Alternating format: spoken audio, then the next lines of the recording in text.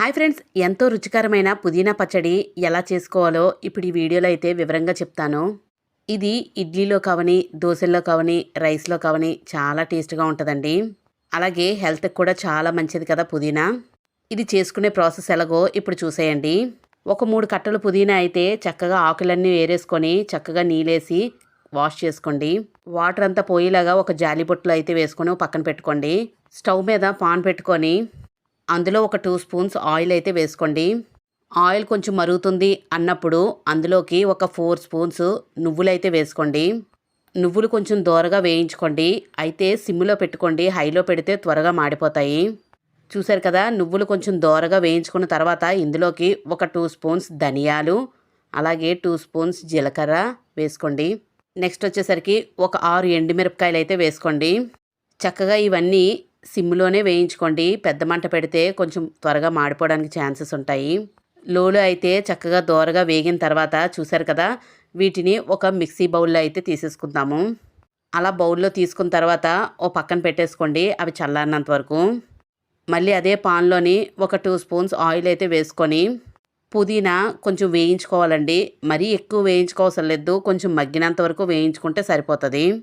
ఇంకా మన ఛానల్ని ఎవరైనా సబ్స్క్రైబ్ చేసుకోకుండా చూస్తున్నట్టయితే తప్పకుండా సబ్స్క్రైబ్ అయితే చేసుకోండి.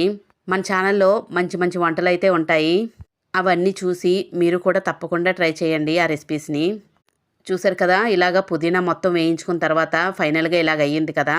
వాటర్ అంతా పోయినంత వరకు ఉంచుకొని దీన్ని కూడా ఒక పక్కన ప్లేట్లో అయితే వేసుకోండి. అలా అంతా పుదీనా తీసేసుకున్న తర్వాత మళ్ళీ ఇంకొంచెం ఆయిల్ అయితే ఈ పాన్లోనే వేసుకోండి. ఒక స్పూన్ ఆయిల్ వేసుకున్న తర్వాత ఇందులోకి ఒక 3 టమాటాస్ అయితే ముక్కలుగా కట్ చేసుకొని అందులో అయితే వేసి వేయించుకోండి. చూసారు కదా, టమాటా కూడా బాగా మగ్గినంత వరకు, పచ్చివాసన పోయినంత వరకు చక్కగా వేయించేసుకోండి. అది అలా వేగుతూ ఉంటుంది కదా, ఈలోపు మనం మిక్సీలోని ఎండుమిర్చి, నువ్వులు అవన్నీ వేసుకున్నాం కదండి, దాన్ని ఫైన్ పౌడర్లాగా అయితే చేసుకుందాము. కొంచెం సాల్ట్ కూడా వేసుకోండి అందులో. చూసారు కదా, ఇలా బరకగా అయితే చక్కగా మిక్సీ చేసుకోండి. ఇలా మిక్సీ చేసుకున్న ఈ పౌడర్లోని మనం వేయించుకున్న పుదీనా, అలాగే ఒక 4-5 వెల్లుల్లి రెబ్బలు, ఈ వేయించుకున్న టమాటా ఇవన్నీ కూడా వేసుకొని చక్కగా ఫైన్గా పేస్ట్ చేసేసుకోవాలి. అయితే మీకు ఈ టమాటా పులుపు సరిపోతే ఓకే, సరిపోలేదు అని అనుకుంటే చిన్న నిమ్మకాయ సైజ్ అంతా చింతపండు వేసుకుంటే బాగుంటుందండి పుల్లగాన. పులుపు నచ్చలేని వాళ్ళకి ఈ టమాటా పులుపు అయితే సరిపోతుంది. చూసారు కదా, ఇవన్నీ కూడా మిక్సీ బౌల్లో అయితే వేసేసుకుంటున్నాను.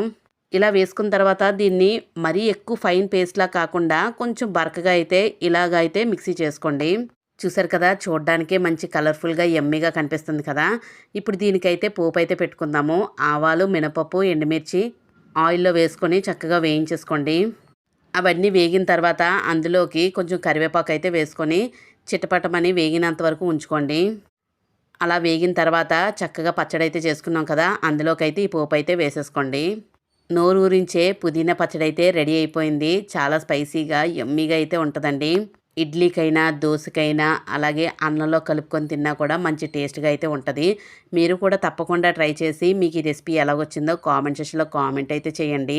తప్పకుండా రిప్లై ఇస్తాను. సబ్స్క్రైబ్ చేసుకోవడం మర్చిపో